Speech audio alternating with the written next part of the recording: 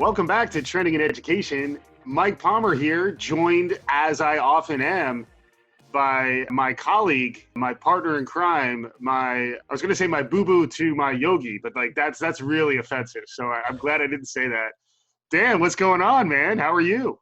Great reference. I'm a big Yogi Bear fan, but Boo Boo too. I'm good. Not much. Well, there is a lot going on, and I think Oh that's my what goodness. we're going to talk about on this podcast today. For me personally, not a Yeah. lot going on. School for the kids, work, and all the like, but not much. Good to be here though. Yeah. And this is one of those shows. I'm trying to remember the last time we may never have done a show exactly like this, but we try to focus on educational trend spotting and future of learning, future of media, all that kind of stuff.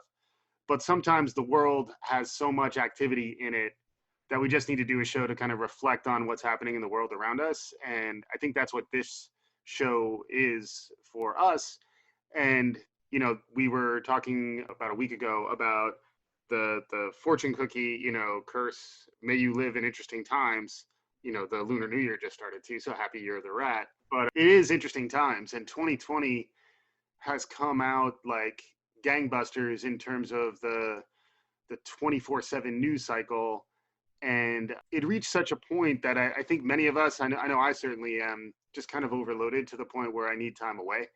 So we wanted to do a show about that. Like, we talked last year about JOMO, the joy of missing out, which I think is something that's been bubbling back up to mind for me.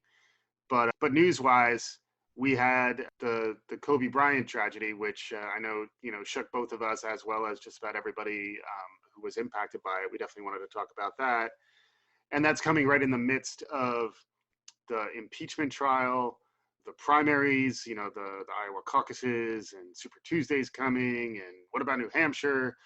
And then on top of that, you got the coronavirus. And on top of that, you got other stuff. And on top of that, you got more other stuff. So what do where's your head at, Dan, like with all this activity? Well, you make the point about there's just so much, and you didn't even talk about necessarily regional or local news, like the Right. things that are happening to people in New York City or Chicago or Oklahoma City, wherever you might live, and that's part of this all too, is that we get inundated on social media with what's happening in the world, but these are just such large scale stories and Right. such newsworthy stories. To be quite honest, like if you were to even travel back 30 years ago, these would all be front page stories happening. Like these would Right. all be situations that would warrant some sort of big top of the mast headline, and they're all happening at the same time. And to your point, it feels as though we're at a point where January was a great year of news, where like we've had so much happen already Yeah. that it's been a lot. The Kobe Bryant one stands out. I think we've talked before about me being, and I know you are a big basketball fan, big sports fans. Yeah. But when someone your age, younger than you, passes, that was such a big icon, Mhm. it's a weird feeling because you didn't know him personally. You Yeah. didn't, you didn't interact with him, but you did in a way. You watched him and you were amazed by his athleticism.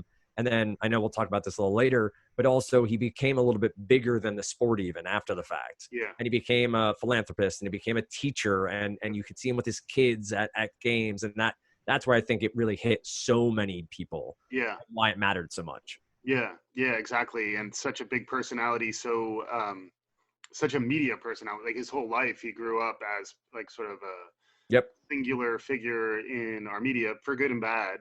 And and America loves a redemption story. And he was an amazing redemption story. And also he had an element of an anti-hero vibe too, where like he believed in what he was doing and he really didn't care what you thought about him. And the so-called Mamba mentality, which I think is going to make the NBA just must. It was already as an NBA fan. It was kind of as a Knicks fan. The NBA more broadly is such an Yes. incredible product these days that I kind of had to keep watching it. But this I think is making it even more compelling. But honestly, like it was a little too much right away. Like I do, it does make me think about the speed with which we're supposed to go through the stages of dabda. Like we're supposed to like be done with Kobe's grieving process so that we can get on to the next thing. Yep. And I think we all need to kind of take these things at their own paces. And I've been struck also. It reminded me when my dad passed away a few years ago. right after he passed, I stopped listening to podcasts and audio, like spoken word in my ears. I was like, I just need some time. I need time for myself to think. And I have been struck by that this year. So, and I think Kobe's passing probably really is what pushed me over the top, because it's not like I felt like the coverage was exploitative or too much. It's just it was too much for me, Yep. and I just need my own sort of quiet so that I understand how I'm doing. And that to me is more the learning educational trend that I think is really interesting. Is just having control over your feed, like how much input you're ready to take in at any point in time, being able to shut it off entirely, Yep. and then having some control over like when I want to go back in and when I want to really deal with this, when I'm ready, how do I do it? How do I find the right things?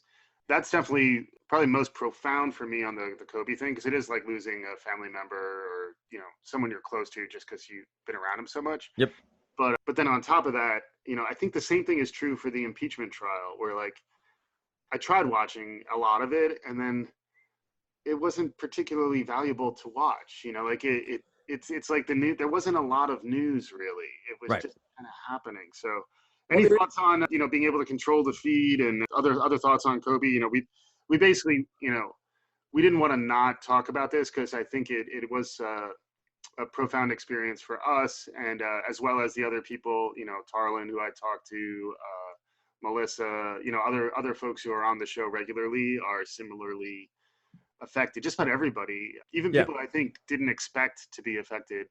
Well, I think the story, because of the family Yeah, aspect that we saw after the NBA career, I think he spoke to more people in that light. You see the yeah, video of him sitting on the sidelines talking to his daughter yeah, while they're watching the game. yeah. That's any dad with their kid or any Yeah. mom with their kid trying to explain life, like explain what's happening.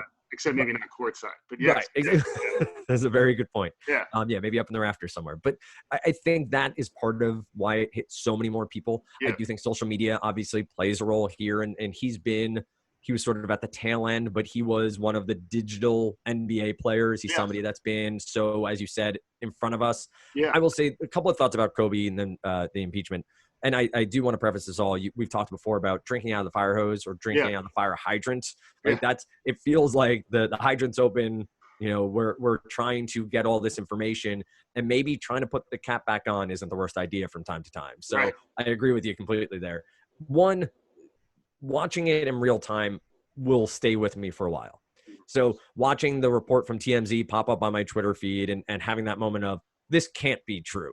Like this, but we're at a point where TMZ breaks news, and if they're going to publish it, yeah, they have at least enough information to go forward with it. mhm, To then go through the process, though, of multiple erroneous reports yep, about who was on the helicopter, who was not on the helicopter, how many people, what happened, that will stick with me as the new normal. yeah, The fact that we are living through live reporting. yeah, And I will say two thoughts on that. As a journalism student, it's rough, and it's their business is completely changed, and they're trying to be first, they're trying to be fast, and that means facts get left behind. mhm, And so that's rough, and that makes me feel like that's how bad information gets out there. It's a game of telephone, but it's also almost a real-time grieving that yeah, happens, because we're all like, it's an emotional roller coaster of his entire family was on the helicopter. Well, no, they weren't. He was by himself. And then yeah, it was his daughter. Wait, there were 7 other people on this helicopter. right, And like, right, it just becomes this sort of too much, to your point. right, Like, I need to check out. You know me, I don't put my phone down often. I yeah, walk away. And yeah, like, I did I'm going to check in on my kids. And right. that the dad girl hashtag was born out of this Yeah, girl dad. that was the other aspect that I wanted to make sure we talked about. Can you give your take on that a little bit as someone who, you know, father of three Three. girls, and then to your point, like I think, you know, a lot of the NBA is sort of it's like a mythology of manhood Hmm. and striving, and it is interesting how increasingly moving away from maybe the 90s model, like, you know, Barkley in the 90s, I don't need to be a role model. You know, Jordan was sort of squeaky clean, but, you know, in terms of his image, but then in terms of the reality, maybe less so. But now it's almost like, you know, we really are expecting the luminaries within the NBA to be like, humanitarian, givers. And, Kobe was able to do that in his own way. And I think the main way in which he did that was trying to give back, whether it was to like the rising generation of athletes, not just in the NBA specifically, but more broadly. He started the Mamba Academy. He was very involved in his daughter Gigi's basketball team. And in fact, that was what he was out in the helicopter going to a game. Yeah, travel game, yeah. When this tragedy struck. I think that in some ways that was a nice outcome, even though it was really tragic, particularly losing someone so young in his daughter. But it does seem like it has allowed everybody to sort of hold on to some sense of meaning, some sense of family in response to this tragedy.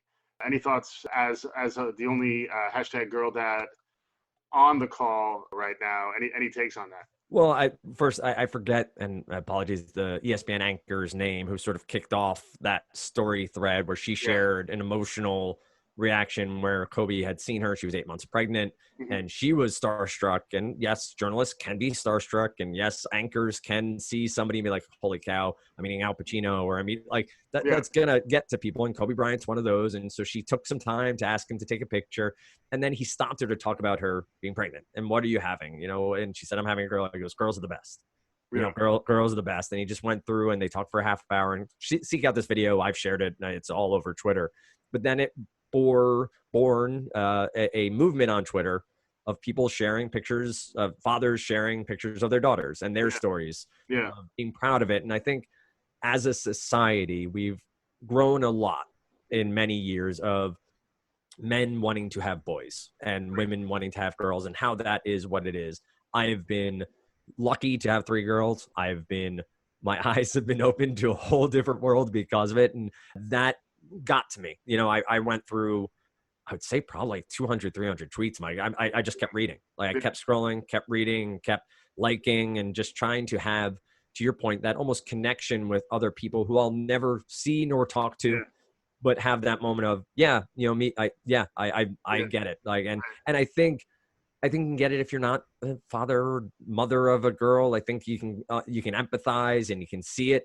But it was really, and again, cool or great, or the tragedy matters most. Right. But it was a great thing to see social media be for good for that moment, and be something that brought people together, let them mourn together, and hold that moment a little longer, right? Like it lasted a little bit longer than the fleeting, to your point. Well, onto impeachment, onto Iowa, onto coronavirus, onto whatever's on the front page of the next day. No, I agree. And as a hashtag boy dad, right. Which is not trending nearly as much, it is a place to appreciate the maybe broadening of the understanding of what it means to be a man. And also as someone who's getting further on in my years too, like there is that phase of like letting go of your young adult, athletic identity, right? And then embracing. I let go of that a long time ago. But it was nice, I think, also beyond the girl dad thing. I think there was also the element of Kobe as an inspiration, as someone who was able to reinvent himself, and sort of he is a multi-potentialite. Like he had the ability to do a lot of different things, and he was just gearing up to start doing some new things. Yeah, there's an investment fund he was involved with. There was, and to your point about other athletes, he was big in the Olympics. Like he would go to swimming competitions, and he'd go, like he was a teammate, and not just to his 11 other basketball teammates, but he was there to be an American and to support everyone, which aren't stories you hear necessarily as it's all going on, and they come out after the fact, for sure. Yeah, and there's more to the story, obviously. Like, I think in the fullness of time, he was a complex figure. There are reasons that some folks are not big Kobe fans, and they're genuine, and there's more to talk about as the story continues. It does seem like he will have kind of like a James Dean, Che Guevara kind of presence. Like, LeBron and Anthony Davis got the Kobe tattoos. I doubt they're the only ones who are like his iconography, his image, I think will stay with us. The All-Star game, changing the rules of the All-Star game. Like there's just going to be a lot of that. And I think there will probably be some fatigue for some of us around dealing with all that. But it was something that just kind of, it was like a wake up call, I guess, because had we not had this intensely human story of loss and tragedy as a counterpoint to the spectacle, even as it was part of the spectacle, I think things would have felt a little more empty and hollow. So even though there is some pain in processing the Kobe's narrative, it is a place where, like, I think some of the more positive aspects of our humanity is Absolutely surfacing. So that's great. But then to round out, it wouldn't be a 2020 spectacle show without talking about the impeachment trial and the coronavirus. Yeah, Where do you said before about you tried to watch, and I will say I did try to watch some of the impeachment. I did watch some of it. I honestly followed it more via people's angry tweets than I did about, and from both sides. You know, I try to get a flavor of different viewpoints when I'm on Twitter. I'm not on Facebook anymore, so I don't get that flavor. Yeah. But I will say this: I think from an educational standpoint, from a civic standpoint, we've talked to Mark Sanders in the past before about civics. There are lessons here, and I hope history teachers and civics teachers are using what's happening there. Even law teachers are using what's happening live and in person as instructional content, because those are the best teachers. Hey, this is what's happening in the real world. Here's what you need to know. Here's how we can think about it in class. We don't necessarily need to get into the politics of it. We can talk about the mechanics and the mechanisms and how and why this is or isn't working. I will say it is, from a voter standpoint, has emboldened me to make sure I'm involved this year, watching those proceedings and the Iowa caucus proceedings, that I want to be more involved than I've been in the past, positively or negatively against any candidate. No, but just making sure that I'm doing my part to be involved. The spectacle of it all, the theatrics of it all depresses me a little bit. Like you said it, and it almost feels like it shouldn't be good to watch. Like it should have that like sort of C-SPAN. I'm going to tune in for a few minutes and maybe there's a great quote that comes out of it. I think Adam Schiff, from my personal standpoint, was a great orator. And I think Dershowitz did a great job of telling his story, of spinning his yarns and trying to make his case. So they were both interesting to watch in their presentation and how they went about things. But to the spectacle of it all, it was a lot. Like, and it still is a lot. And I don't know how much it's going to hang. We have the State of the Union, into the Iowa caucus debacle, to New Hampshire, to the rest of Super Tuesday. So to your point, come Valentine's Day or March 15th, or what, how much will we remember? Like how much will still be a part of what we're talking about then, what's happening as we record this podcast? Yeah, I'm not sure. And at the same time, like, I do find it rich or maybe ironic, I don't know, whichever way you want to talk about it, that there's this sort of the equivalent of wrapping themselves in the flag. There is wrapping themselves in the voting booth as like, this is what our democracy is. Let's trust the voters. Let's not, it's not Congress's job to decide. It's the electorate's job to decide. And then for the Iowa caucuses to be a shit show, to be crass about it. That's the only word that I think can describe it, to be quite honest. You know, it doesn't inspire confidence, and it is pretty much all we're left with. And the thing that I'm coming back to is like the daily cycle of old school news, where you would get the paper, probably not a lot of like extra read all about it. You just get the paper. And whatever was news up until, say, 3 a.m. the day before got in, and everything else, you had to wait a day. And it had to hit the form factor of the certain number of pages and their editorial choices about what you cover, what you don't. I think there's a lot of value in that, where then you have to partition your time and you're saying, okay, I can get through the paper in the morning and that's how I'm going to get my information. Because I think there's this illusion of value for getting something fast, when frequently what you get, like, you become the equivalent of a journalist, and you're like, it's a developing story. This just in, we'll get back soon. And it does remind me, you know, I think we've talked about the watermelon video that went viral, you know, rubber bands. Live stream of these people putting rubber bands around a watermelon, because at some point, after several thousand rubber bands are BuzzFeed? Yeah, I forget where it was, but it got like record-breaking viewership, because if you get in early, it's kind of ludicrous and you start watching. But once you sink a little bit of your time into watching this thing develop, when is the watermelon going to burst? You know, the suspense builds, and then eventually you can't stop watching because you don't know what's going to come next, and that sort of just draws your attention in. I think that can be really dangerous nowadays because everything is firing off those kind of suspense endorphins to say, if you aren't watching this when the news gets in, you're a loser. You don't know what's going on. And like, it's actually the opposite is true. Like if you take some time to lean into your life and you realize, you know, I'll find out eventually, you know, who won the caucus. I'll find out eventually, you know, that tragically had the 9 people who lost their lives, you know, beyond just the celebrities who did. I do think there is some value in the slower cycle time, and we want that fast twitch, you know, fire. What just came in? Did I think it reminds me of the people in the comments, you know, first, you know, you want to get in there first, and I'm just pumping the brakes on first. You know, like I don't feel like I need to be first. I'd rather just take my time. So I know March Madness is coming. I think we got to put JOMO back in because I think JOMO. I think it's a strong contender. The joy of missing out, the joy of turning off the feed. Hopefully, everyone who's listening to this knows how to do that. Just don't turn off your subscription to Trending in Education, but turn off your feed, turn off your notifications. It's just better for your brain. Well, that's what I was going to ask you. Like, from a learning perspective, like if we're meant to be learning from things that are happening every day, right? We're all learners. We're all students of life and trying to learn from what we read and what we interact with.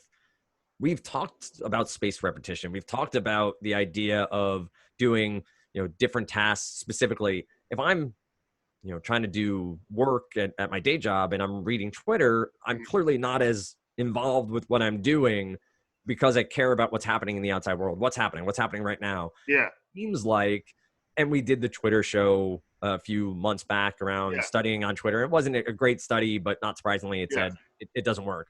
It feels like from a learning perspective, it's hard to retain the things that are coming out of the fire hydrant. How do we grabbing bits and pieces, a couple of maybe droplets, but we're not catching any water. Right. Yeah, 100%. And the importance of silence and the importance of quiet, you know, reflective time.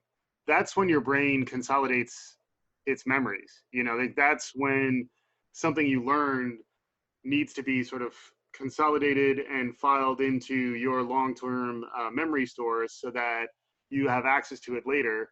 Best case, you're able to consolidate those memories. You know, you take a little bit of time, particularly maybe end of your day, right before you go into bed, you're consolidating your thinking. That is what really puts things into your mind.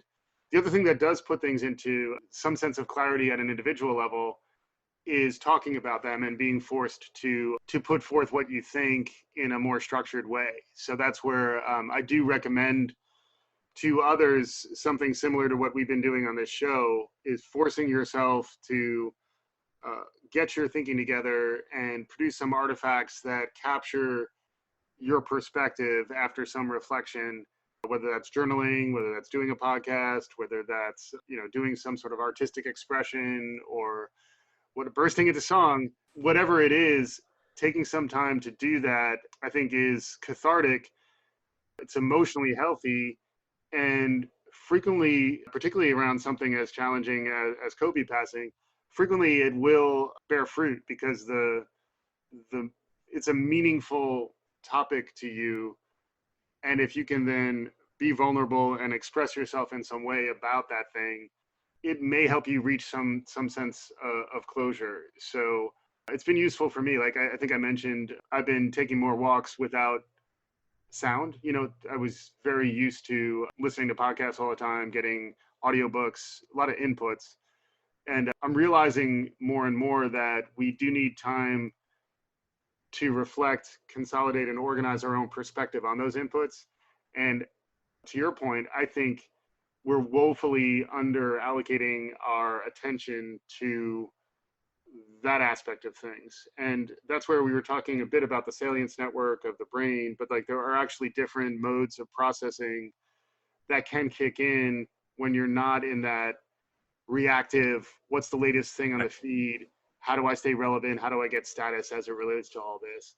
It feels like cramming. It Yeah. feels like, we're trying to cram so much in at all times that only so much can stay in our brain. The studies are out there showing, like, yes, you may recall it the next day and you may be able to pass a test for it. And that's, the testing systems we have. And we can Yeah. talk about that separately, but maybe you pass the test. Recalling that information 6 months, a year, or 2 years later is going to be very hard because of the way you absorb that information. It's the same right now. Yeah. Honestly, watching the caucus stuff last night, I'd probably have a tough time recalling any finite, specific details because of how much they were talking about nothing. They just kept talking about that situation. So I think I am attempting to make those changes. I have not yet, to putting the phone down more and being more focused on what's happening around me, taking walks, getting out, not even into nature, just outside, outside of those inputs. But I do think it's interesting times, as may you live in interesting times. We have the ability to choose what we let in. We have the ability to shut things off and to step away. And I am one who is, I need it now, news aggregator. I just want to know what's going on in the world. I'm refreshing my Twitter feed pretty regularly. But to your point, it's still going to be there in an hour. It's still going to be there in 4 hours. It's going to be there tomorrow. Journalists 100 years ago got things wrong. Retractions happened the next day. So it's still going to exist. It's still going to be out there, and you're still going to have an opportunity to interact with it and to be a part of it if you choose, or to just let it go by. So I think from a learning perspective, a personal learning, social emotional learning we've talked about before, I think there's a lot to be at least studied and understood about these times, as interesting as they are, and how we interact with them and how social media is playing a part in it all. Yeah, for sure. And it's something I think we'll come back to, sort of like the media criticism side of the show, just try to understand what's the best way to consume all of this stuff, because we are a trend spotting show. We do want to stay relevant. We don't want to have our head in the sand. But at the same time, maybe a little time, ostriches put their heads in, it's ostriches, right? Yes. They do it for an adaptive reason. If it didn't work, they probably wouldn't. I mean, again, I'm buying into Darwin's take on evolution, but the head in the sand, there were other reasons for it. And if I could get a nice handy dandy sensory deprivation tank for power naps, I might be, hopping in, 3 or 4 times a day, just for the good of it, I did find BuzzFeed 2016, April 8th, 11 million views since the live stream, and since they exploded a rubber band, they exploded a watermelon, one rubber band at a time. Yes. Yeah, exactly. So we'll reshare that. And at the same time, maybe we'll try to lean into that and build some spectacle and, crowd surf on the crazy this year, because you don't take yourself too seriously. But at the same time, I'd say if you're not finding ways to get time away, you're probably hurting yourself. You're it's these things are designed to be habit forming. So I think figuring out how to control your intake and curb some of your addictions, really interesting space for us to keep an eye on. Any final thoughts, Daniel? There's more to come. And we know that, right? The news cycle is not going to slow down anytime soon. 2020 election cycle is obviously going to continue to ramp up. So I think talking about this now and making decisions now on how to approach that will only be better for everyone. So I'm happy to do that for myself, looking forward. And if there are stories that interest you, let us know. I always like to hear from folks over at Trending Ed, or I'm at Dan Strafford on Twitter. You see me refreshing all the time over there. But I do like consuming good content. And so if you have on learning, on also consuming media, where you see media going, we'd love to hear from each and every one of you as well. Yeah, for sure. And stay critical. And just remember, if you're playing with your head up nowadays, you almost have a bit of a responsibility to pay that forward. So if you see something, say something. And if the immediate fast twitch response doesn't feel right, take some time, see what happens. Lots of windows of opportunity emerge once you get out of the race to be first. So, and with that, it is time to think about your family, the people you love, and really value everyone, every moment that we have them. And yeah, thanks again for listening. We'll be back again soon on Trending in Education. Don't forget to subscribe, tell your friends and family when you're reaching out to them, to hug them and value them, say, and while I'm hugging you and valuing you, this is a great podcast about what's emerging in trends in education. It's called Trending in Education. And thanks again, Dan, for taking the time, and we'll be back again soon.